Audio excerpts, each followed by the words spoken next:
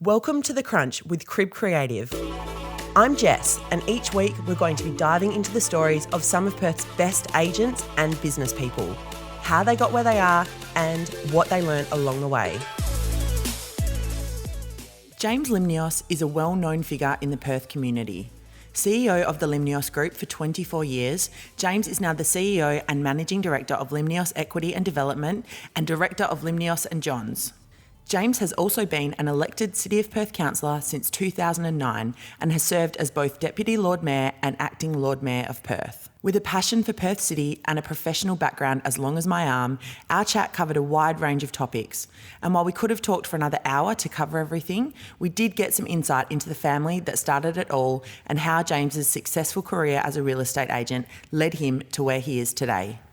James, welcome to The Crunch. Thank you so much for your time. Lovely to be here. Thank you very much for the opportunity. Very, very welcome. Look, obviously you have a well-known name, but for those who aren't really aware of your kind of family background, I guess, and the family business, can you give us a brief history of where you've come from and where your family have come from? Okay.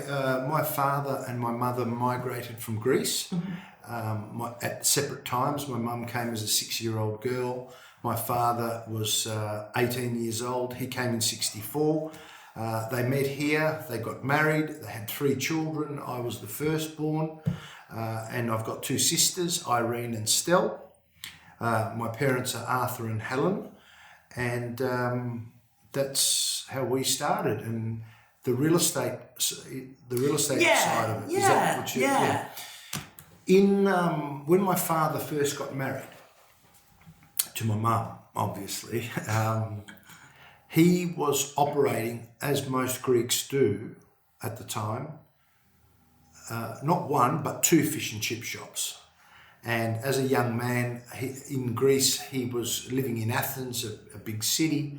He came to Perth. Perth was much smaller than what it was then. Yeah. He didn't come with the intention to stay here forever. But as they say, you know, your destiny is different to what you plan sometimes. Mm-hmm. And he met Mum and started working in his own businesses. When Mum and Dad bought their first home, a Italian real estate agent, Mr. Vallalonga, who was also in property for a long time, he came to see my dad and to do the contracts.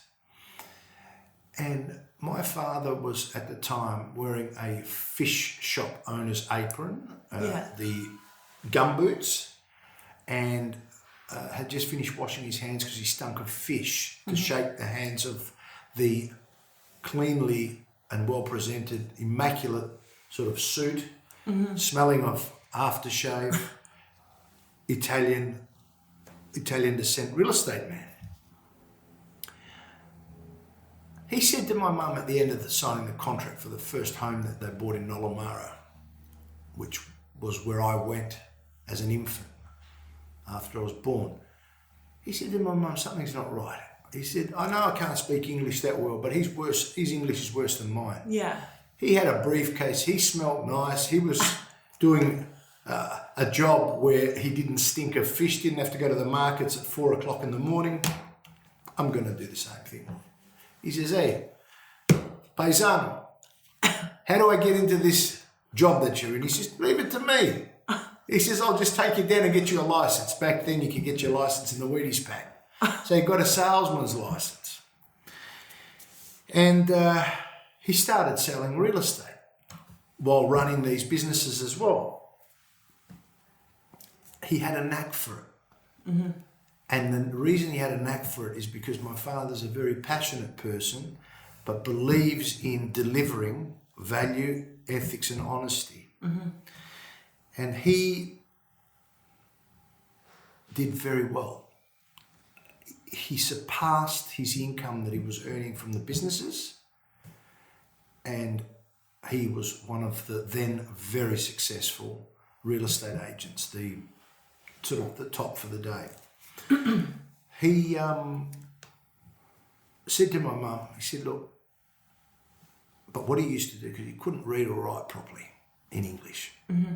So what he used to do, he used to say to my mum, I'm going to bring you with me because Mum was educated here. If you meet my mum, you'd think she was born here. Yeah. Because she doesn't have an accent, a strong accent. He said, you're going to be my PA. I'm going to introduce you as my PA, not my wife. I guess I'll be more professional. So my mum used to do all the contracts. Dad used to do all the talking. He said, you know what?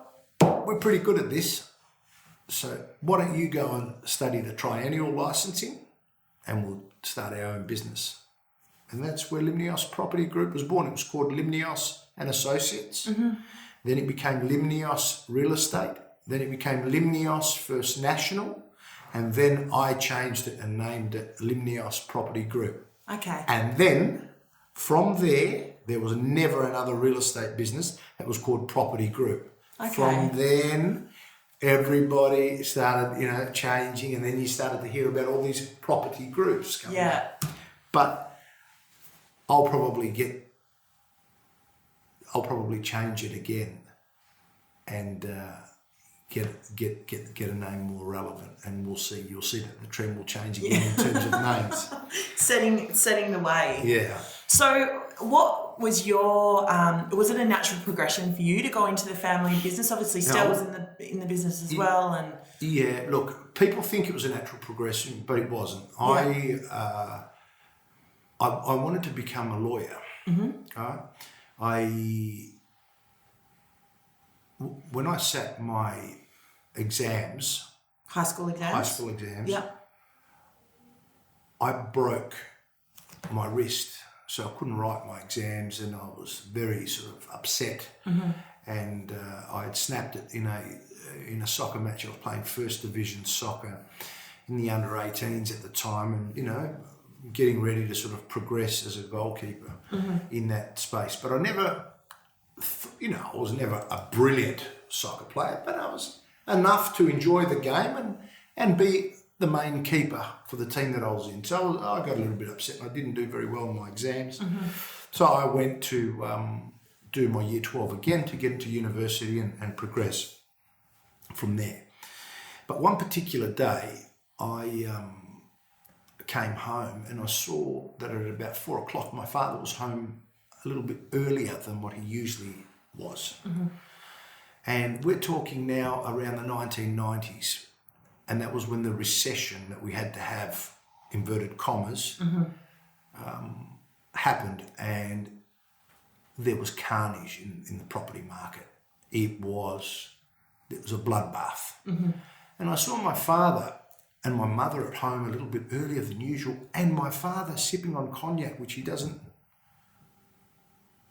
really drink unless there's a special occasion. We had, at that time, he was the president of the Hellenic community of Western Australia. He had a lot of obligations there. He was building the first bilingual Greek Orthodox school, St Andrew's Grammar in Dianella. Mm-hmm. Under his presidency, he's the founding president, and he delivered that for the community. And that's been growing in leaps and bounds. And at the same time, he was delivering the Hellenic Aged Care Facility in St Andrew's Dianella and trying to run a small business. Economically, we were in really dire straits. Mm-hmm. And I said to my mum, what's happened? And obviously things were getting too much. It was tough. Our salespeople were leaving. Dad didn't have enough time to continue to sell real estate to generate income because of the other obligations that he had that I mentioned. How big was the group at that point? Nothing. It was my mother, a secretary, my dad, and one other agent. One other part-time sort of agent. Mm-hmm. So I said to my mum, I said, and to my dad, I said, guess what? Don't worry about a thing. I'm here. I was 17, turning 18. Wasn't old enough yet to have, just turned 18, so I was old enough to get my licence. My dad said, son, you're too young. People would trust you for the biggest asset and what have you. It's not going to work. He said, continue in your schooling and whatever. I said, look, I'll do a deal with you. If you let me get my license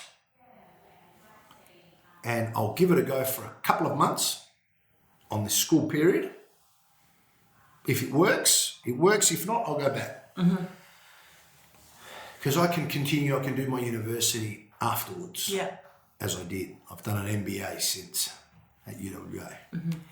Anyway,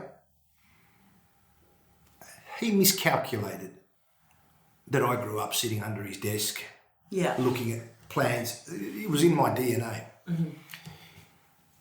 In the first 6 weeks, I think I generated enough money to pay out whatever the small overdraft was that we were operating on, and some.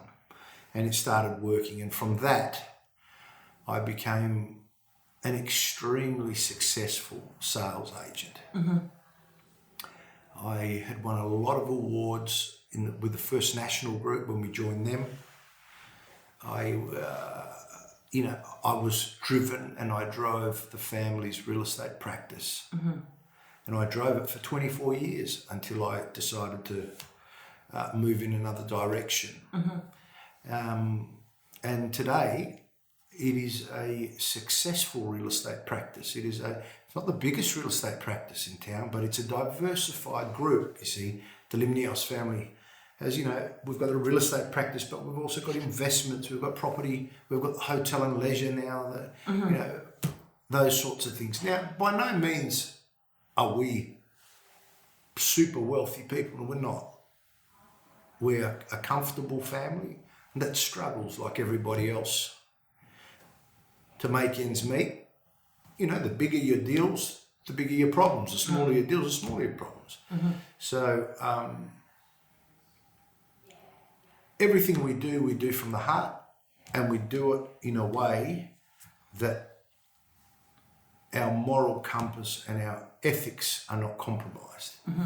Because for us, it's more important to keep a friend than to make a dollar. But saying that, when your profile raises and you enter into the world of business, politics like myself, and you start to develop a profile, we live in a country that wants to chop you down. So that tall poppy syndrome is alive and well. So whilst I can sit here telling you, I think that we operate in this manner and these are our values and we do this, there's probably not a good percentage, there's probably some of the people that are going to listen to this that are going to say, he's a crook, he's a mongrel, he's this, but he did that, he said that, he's up himself. Half of these people I've never met in my life. And the ones that I have understand why they're saying what they're saying. Because I purposely have not ever gone out to undermine or to hurt anyone. So that's where the Limnios family evolved from. It evolved from my dad having a vision, but then me taking that vision and driving it forward with him. He's still very active. He's an executive chairman. He's 72 or 1 or something like that. And very much hands-on in terms of what is happening within his family group. And for me, that is a good thing. Because if that gives my dad purpose, and if that gives my father and my mother energy and a feeling of participation and belonging, full power to them, because they need to. The minute you take away responsibility from someone and you make them fit within the mould of society, you're young and then you're only a kid, but then you're an adult and then you become a dad and the dad must do that and then you become old and then you die. Well, who said that you have to live like that or think like that? Whoever it is that tries to control and create societal order. And they try and do this to keep the masses in a herd mentality moving forward. So if my parents choose to continue to actively pursue and nurture their business interests, good on them. Brilliant. I want to ask you about, I guess a lot of our listeners, people who listen to the podcast, are agents. So just quickly going back to when you were selling early in your career, what do you think it is that made you such a good agent? And your dad as well. Yeah, well, you know, it was in your DNA. You know, our industry, unfortunately, has a very bad reputation because it does attract a small percentage, not a lot, a small percentage of people that get attracted to this industry that join it and ruin it for a lot. Because the majority of the people that I've met, and I could be naive, but I feel the majority of the real estate agents that I have met, only a small percentage are rubbish, rubbish people, are rubbish in their soul, right? The majority are good people, decent people. So the first thing you need to do, in my view, is to visualise and believe in yourself and visualise who it is that you want to be within this role. Just like you visualise what type of role model you want to be to your children, or what type of partner or husband or boyfriend or brother or whatever it is, you need to visualise and get it set in your head as to what you want to see yourself as. Because without a map, at least in your head, you can't get to the destination. So you have to understand that people need communication. And if you are an excellent communicator, technology will never replace the human interaction. I don't care if you're that new generation that all they do is they talk to their mum. I heard of a story that their grandfather died and the kid was in the theatre room, texted his father to say condolences on the passing of your dad. Right, so we're going to this generation, but still, even that kid there that is a tech sort of person and thinks that that's how you communicate. Once you break down the barriers, you'll get more out of that person by talking to them. Yeah. Because there's one thing that this machine here doesn't have is emotions. We have emotions, doesn't matter who you are. If I go boo, all of a sudden you'll jump. Do you know what I mean? Yeah. So a good real estate agent has empathy. A good real estate agent has patience. A good real estate agent has understanding. He's not desperate. He's relaxed and provides a comfort zone for the particular client's needs at that point in time. You can't get away from hard work. You need to prospect.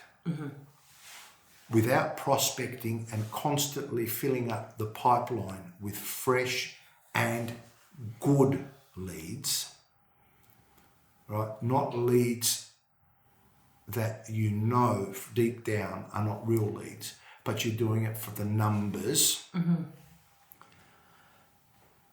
you're not going to succeed. So you need to constantly be out there prospecting, and then you need to get to a point where you can systemize your work and start to do the dollar productive things that you're very good at and start to get people around you. Because one man or one woman or one now person as well as, you've got to be politically correct. You do. One human can only do as much as one human can do, using all their senses and all their energy and the 24 hours that God gives them in the day. However, one human can keep 1,000 people busy and active and working and producing. So you need to be able to get to a point, depending on where you want to go and what type of business you want to establish, because I believe that a salesperson, an agent, a real estate agent, He's really a subcontractor. And the harder and smarter and more effective and efficient they work, the more they will achieve. The other thing is stability. People keep a change is as good as a holiday. They get upset with their boss, they chuck it in. They go to the pub or at a REWA training course and they bump into another person, and you talk to, if there's 10 real estate agents, you talk to 10 of them, I'm flat out, mate. Oh, flat out. Yeah, I'm so busy. Yeah, mate, I'm the best and I'm the great. Humility, stability, and understand that the grass is greenest where it gets watered. And if you are looking for a silver bullet, there is no silver bullet. This is a game that requires patience and consistency, reputation, marketing. You need to market yourself and your brand, you as an individual, so people that you don't even know get to know who you are and what you stand for. Because if they don't know you, they can't look you up. And this thing of, I'm going to go to that agency because they're offering me this and they're offering me that. It's all smokes and mirrors to try and entice you in. And the biggest thing is, when I used to run the real estate practice, people would come to me and I'd say, yeah, I'm on 75% because I'm a superstar, or I'm on 70%. I said, oh, that's really good. I said, I don't know how this person can make their business run, because I could never run my business if I had to pay you 75% plus super. So you're getting 75% plus? Oh, no. Oh, no, not really. That's including super. Oh, so we minus that. Okay. And so then all your admin support and your photocopying and your stationery that goes with it and the insurances of the office. Oh, no. We contribute to the office levy. We contribute to the... And in the end, they get in less than what we were paying. The people. So I'm very fortunate. Well, we are very fortunate. I'm not there on the day-to-day basis anymore. I provide more of an advisory role in this period of time. But we've got two of the best agents in Western Australia that work for us, Robert and Dom. 12 years and 10 years, or 12 years and 14 years with us. Some of the best agents in Perth came out of our office and they all stay for 7, 10, whatever years, right? However, what's working for them is stability, an office environment that it's not for everyone, our environment, because we're not your cool, in there sort of, trendy group. We are values-based, traditional, straight up and down family business. First thing I ever said to people, don't think you'll come here and start to have office affairs. Don't think that you'll come here and you'll get on the drugs on the weekend and work here. All that stuff doesn't work. I've got my mother in here, I've got my two sisters in here. This is not a party office.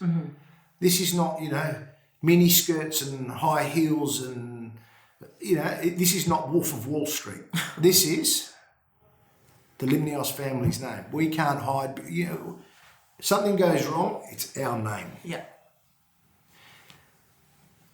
So if you combine all of those things to answer your question, you combine all of those factors and you make sure that you are systematic and you are up in the morning and you're the first one in and the last one out because you're doing your best and you're making your appointments. I don't mean you sit at the office all day. I want to say last one out. I mean that you make sure that you complete all your tasks and you do the grunt work that needs to be done. You will get the results. So I'm always trying to lose weight. But my problem is I don't stick to what I know I should be doing. Yeah. So I'll do really well for 1 week, but I'll ruin it because I have a bottle of wine on a Friday night. There you go. Or I won't have any alcohol for that week, but I'll eat more than what I should. But I know what I should do. It's got to be a balanced diet. Got to do plenty of exercise, drink plenty of water, and cut out the alcohol. Yeah. We all know what we need to do. Yeah. But what we try and do as human beings, the easiest thing for us to do is to make up excuses. Mm-hmm. Yeah, but I had a tough week this week. Yeah, but my boss doesn't understand me. Yeah, but this. Yeah, but that. You know the yeah, but? Mm-hmm.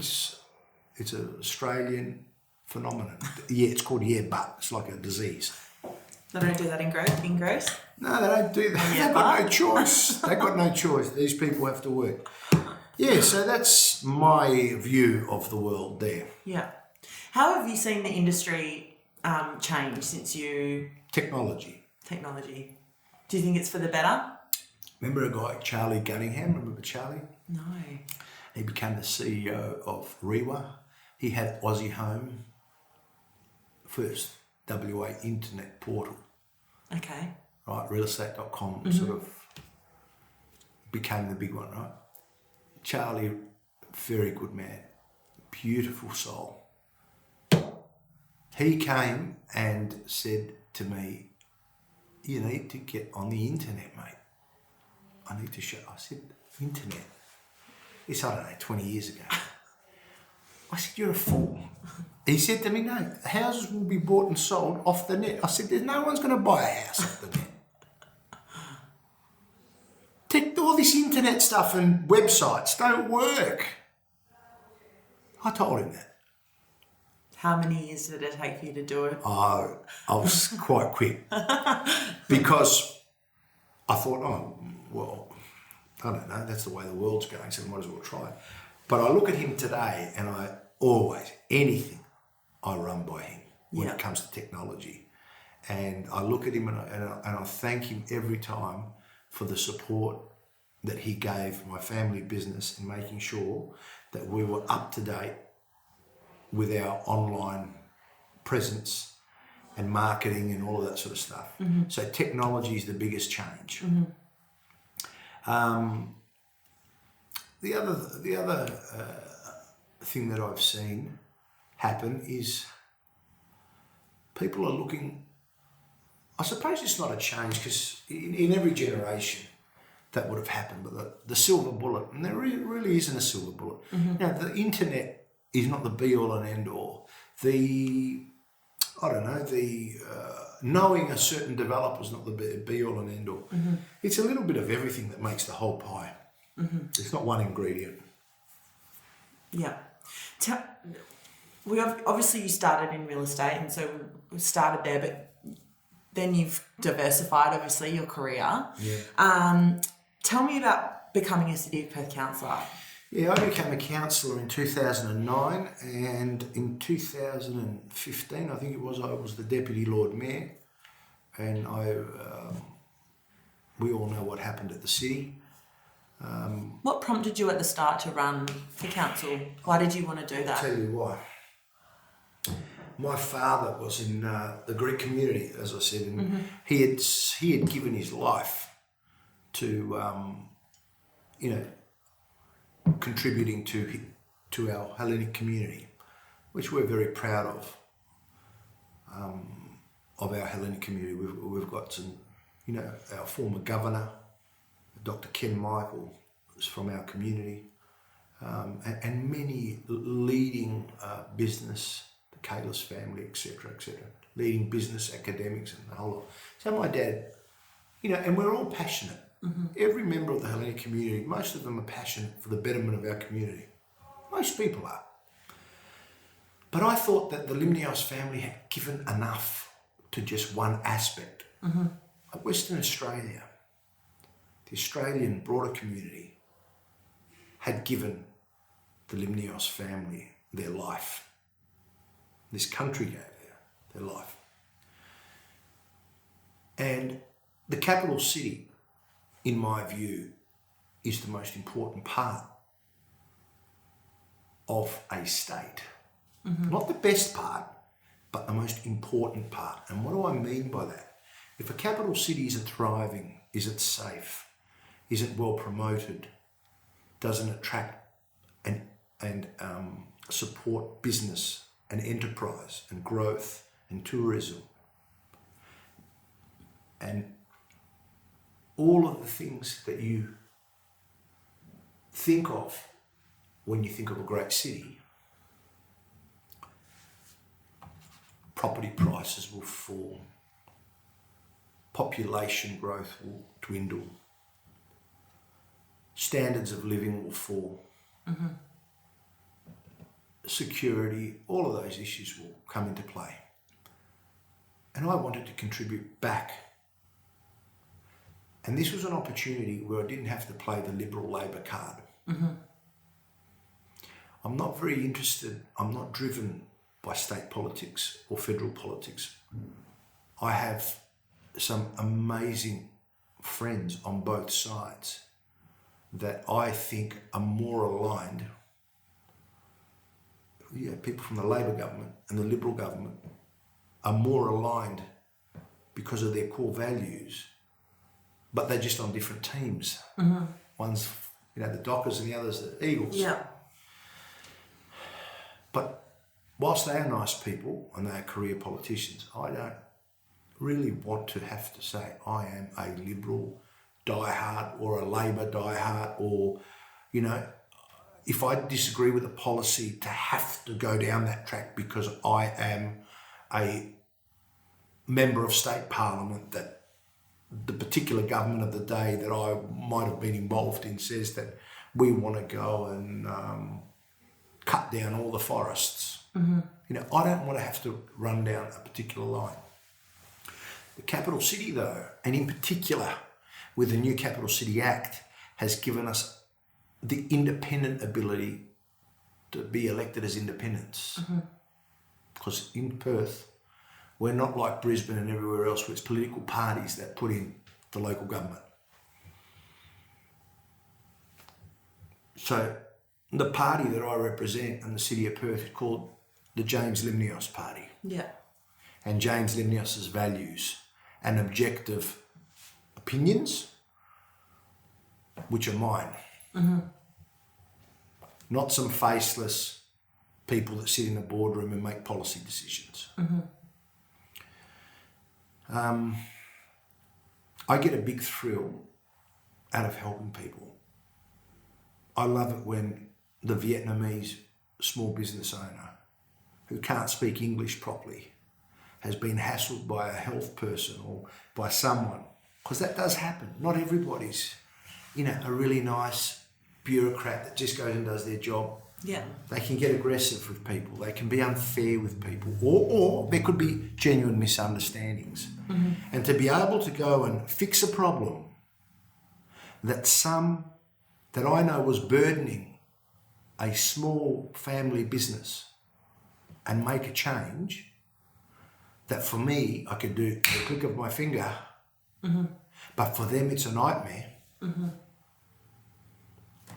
Makes a big deal to be able to pick up the phone and get an old man accommodation who was on the brink of being homeless, and being able to get him into some government backed accommodation is what does it for me.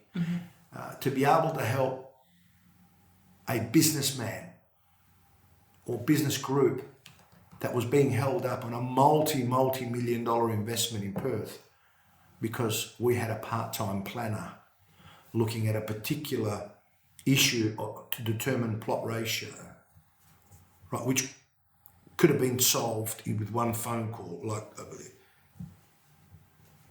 and to just unlock the red tape and the bureaucracy that sometimes becomes illogical for the betterment of others is what makes me happy. And what I like about this is when I first thought about running in 2009, everybody said to me, you're a real estate agent and people don't like real estate agents, and you're down there with car salesmen and stuff. You won't get elected. Mm-hmm. I got elected 3 times. And what I think I have contributed to our industry, the real estate industry, is to show that, not all real estate agents are crooks, or, developers are bad, or property people are bad, because that's the perception that media and others have fueled as an angle to get back at political opponents. So there are checks and balances. If you don't disclose your interests, you've got a Corruption and Crime Commission that will look so far up you and down you that you won't know what hit you. Mm-hmm. So you can't play smart buggers. So for me, one of the best achievements from what you're asking me here is the fact that the people of Perth have entrusted me to be their representative consistently over 3 elections. Mm-hmm. Right? I've served since 2009. We got suspended earlier this year, pending the outcome of the investigation at the City of Perth. I think that was a good thing. For everyone to be suspended? I think this investigation is a good thing. Because you did say that you thought it shouldn't have been the whole council. Well, when did I say that? Didn't you say that you thought the whole council shouldn't have been suspended? No, it's not. The only thing that I have said on the record is that it's not the whole council that is responsible. Right. Okay. For the suspension. Mm-hmm. However, this is a good thing, and the reason it's a good thing, whilst it's unfortunate for people like myself and others who really just got freshly elected, spent a lot of money on campaigns, and have been put aside pending this investigation, it will uncover and clear many issues and sort out many speculations that have been going and circulating. And I think the people of Perth deserve clarity, and then we move forward. Mm-hmm. So that's why I think it's going to be a good thing. Yeah. Now, in politics, if you want to genuinely be a leader and be in a leadership role, you need to have experience. Mm-hmm. So without experience, to try and become a Lord Mayor or to become a Premier is like playing Russian roulette. Someone might get on there and fluke it and become fantastic. But if you don't know the nuances of local government, political responsibility, and the way to how a machine the size of the City of Perth works, under doing at least 1 to 2 terms as a councillor, it is risky business. Yeah. Risky business to vote anybody in to a leadership role. Is that what your next step is? Speculating anything is the worst thing that you can do in business or in politics, because 1 week and 1 day is a long time in politics. Mm-hmm. Anything can unearth, any situation can occur. And when I say unearth, circumstances of societal circumstances, not personal, right? But obviously you don't get into, I am a leader by nature. I lead my own businesses, I lead my family, I lead my community. So I never got into something without aiming to complete it at the best of my game, to the best of my ability. So all things being equal, and my personal circumstances and my family, most importantly, my family and personal circumstances being in check, and the opportunity arose, I would consider it at that point in time very carefully. Okay. I want to ask you about the challenges, because obviously the last couple of years, particularly on the council, would have been a very challenging time. Yes. But also, how did that compare to the challenges of running a business? Because, you know, that would, I imagine, have just as hard times. Yeah. That's a good question. The last 2 years were probably the most difficult 2 years that I have experienced on the City of Perth. We had the spotlight on us for 2 years. I don't have to go into detail. All you need to do is Google, or you would know what has happened, and allegations and all of that of other people. Thank God, you know, it's not me, but that was difficult. That was difficult because it was frustrating. We needed to get on with the business of the City of Perth, not about people's personal issues. So that was tough. You're responsible, if you've got any heart at all, you're responsible for ratepayers, for taxpayers, for families. You know, so you've got to be putting their interests first. So you've got to be on the ball. The bottom line is, with your own business,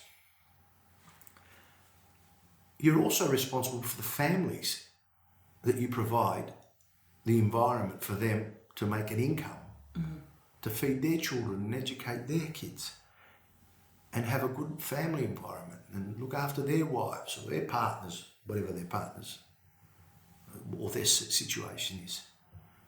So you've got a lot of responsibility on your shoulders in both ways.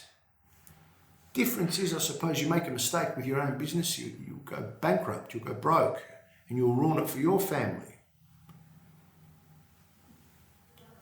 But the City of Perth, or with politics, you just won't get voted in again because you're an idiot. You've done something wrong, or you don't know how to communicate with the people, or you've lost a plot, or whatever it is. So that's the fundamental difference is that, but they both are challenging in their own ways. I'm conscious again of your time, so I want to swing it around. There's been a lot of talk lately about Perth. I know you're very passionate about Perth as a city. Obviously, it comes through when you speak. And there's been a lot of talk happening about urban density in Perth and the changes happening in the city and how we're going to build the population without going outwards. And so to finish up, I guess I wanted to ask you about what you are anticipating as some of the biggest changes we'll see in the city in the next 5 years. What I would like to see, can we? I would like to see in the capital city is a university campus. I want to see a fully fledged aspect of one of our universities, and an international university if they want to come. I have said that we should have a university on the Link precinct around that Yagan Square and the Perth Arena around there. That'll link our cultural Northbridge Entertainment precinct with the capital city, with the CBD, because it's all part of the capital city, but it'll link it. I would like to see a variety of housing options. I would like to see, smart townhouse developments, because not everybody wants to live in an apartment, but I would also like to see how can we work with private industry and private development to incentivise them to create family-size apartments. Because you need an apartment here. If you've got 2 children, you need 100 square metres. You need 110 square metres. So I would like to see government, private enterprise come together in creating actual livable dwellings and communities and apartment buildings. Not just a tower that goes up with 1 and 2 bedroom apartments and a 20 square metre balcony or 15 square metre balcony. That's one aspect, that's one market. We need to create urban villages. We need to create like boroughs like in New York. We need to have East Perth, we need to have West Perth, we need to have Crawley. We need to create common communal areas. We need to make it fun. You know, when I was in Copenhagen, I went and I was taken to see one of the most sustainable apartment developments that they are very proud of. They created, if you could visualise an apartment building that was going up roughly over 8 floors, but they created the walkways so they are, you know, bike friendly and wheelchair friendly and pram friendly, so there was hardly any steps, and they were wide walkways that doubled up as a running track. So you start from the bottom and you would run all around this building all the way up the top to about, you know, 6 or 8 stories. So it was a running track, it was a place for people to walk. Every floor you went to was like a mini piazza, right, of each area. Mm-hmm. So all the residents of the first floor might, you know, on a Friday night have a glass of wine and cheese in that, they would meet there. Space was designed intelligently. You don't need a lot of space if you think about it carefully, how you design a place. Mm-hmm. And people were living as a community. Do you think people in Perth are ready for, you know, to give up the suburban dream? Do you know, the biggest joke ever is when you go for a drive out to that urban sprawl and they say house and land packages, and these houses are built boundary to boundary, so there's no hills, hoists and backyard. Yeah. But you're going like 45 minutes north past where we used to go for holidays as kids. Yeah. But they're building these places the size of I don't know what it is, but squeezed onto these lots, and they're dropping these lots down to 250 square metres, and I can't fathom it. If you want to live in suburbia, yeah, live in suburbia, but live on a property. Go and buy yourself a property that's got a 500, 600, 700 square metre block and have your backyard with your hills hoist and reminisce of the 70s and the 80s. Reminisce, no problem. But today, if we want to live in an environment where infrastructure, because at the end of the day, governments are there just to manage our tax and create the infrastructure that we need as a society to live. It costs 3 times more. A study was conducted years ago from the Department of Planning in Victoria.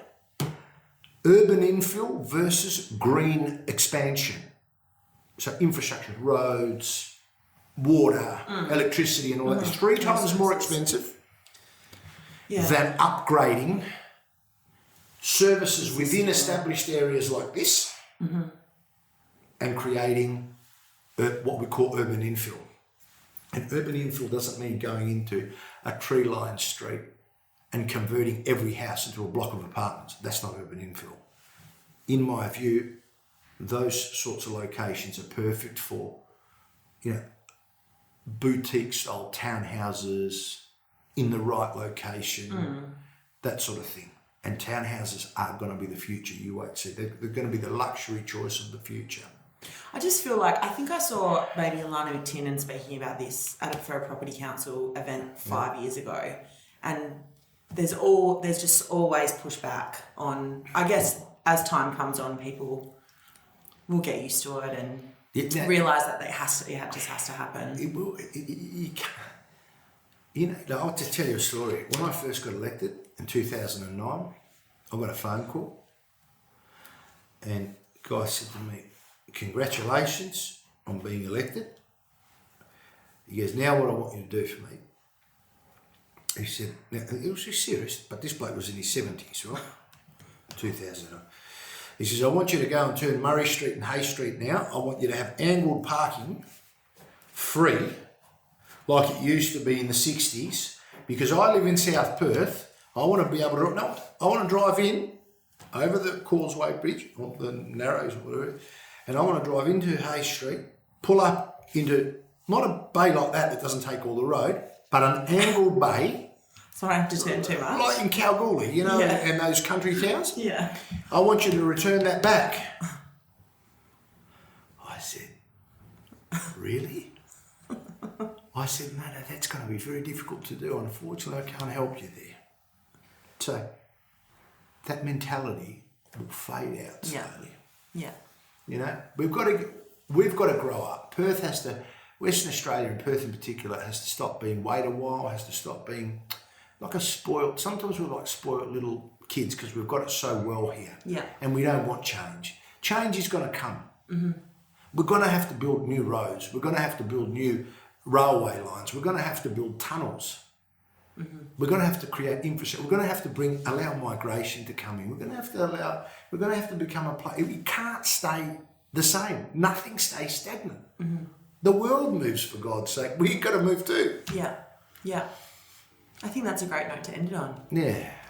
Thank you. Thank you so much for your time. I really appreciate it. Thanks for tuning into The Crunch. We'd love to hear your thoughts on the show, so if you would like to share them, please email me at jess@cribcreative.com.au. Don't forget to subscribe if you enjoyed the show and share it with anyone else you think might like it.